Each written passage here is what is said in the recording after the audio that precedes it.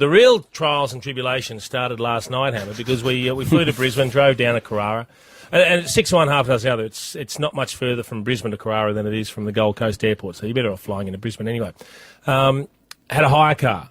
So Dwayne Russell and I left the ground afterwards, and there's very little parking at Metricon Stadium, and there were police everywhere, cones everywhere. You can't pick up and drop off at the stadium. One way out, you've got to go when you leave, and unfortunately it was the wrong way for us. So we need to get back the other way to jump on the freeway to get back up to Brisbane. So I'm looking for somewhere to turn. We finally get to a set of lights. Still got the stadium on the left. There's still cones everywhere, police everywhere, and I'm talking to Dwayne, we're sitting at the lights, there's a right-hand turn. I really want to do a U-E.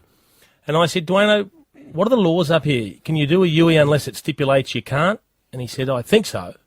And we're sitting there debating. Who's driving, Dwayne? I'm Dwayne. Okay, no responsibility. I'm driving. This is after he encouraged me to go through a stale amber arrow that would have been red by the time I went through. And I said, Dwayne, look to you, there's police everywhere, just making sure the crowd dispersed okay. So we're sitting there, we're looking, waiting for the arrow, and I thought, I don't know, I just don't know what the rule is. And then we saw a police car do a U-turn. Grew up there. Yeah, exactly. Yeah, a long time ago, Brandy. Saw a police car do a U-turn at the lights. So well. Arrow went green, did a U-turn. And so we're going back, and again, we've got all the cones and everything there. All of a sudden, lights flashing behind me. Uh-oh. And then he's pulled up alongside of me because we're at a red light. And he said, any particular reason you did a U-turn back there? I said, well, I saw a police car do a U-E, so I thought it was that. He said, no, you can't pull over. When you find a spot to pull over, please pull over. So we're going a little bit further along the line. As I said, there's cones all the way along the left, so I can't just pull over there. Another set of lights, still cones. So I'm waiting, and I said to Dwayne as we're sitting in the car, I said, oh, this has worked out beautifully. I said, you want the good news, Dwayne? He goes, what? I said, I haven't got my licence on me yet. So I said, this is just going to get better. And then while we're sitting there talking, there's a car just up that's seen the police flashing its lights behind us. They're hooking into us, saying, sucked in, it's got pulled over. So I'm sitting there, this is all well and good. And then got the fright of my life tap on the window. It was the policeman.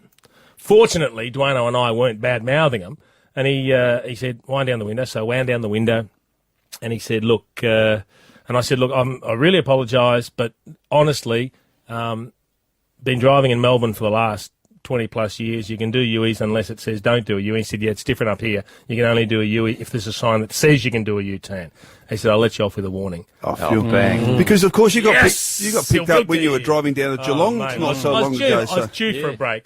And so Dwayne, as we're pulling away, said, burn some rubber. He is a lunatic, that bloke, I'm telling you. And the funny thing is, mate, we're driving away, and I was that paranoid, I said, I bet you they're following.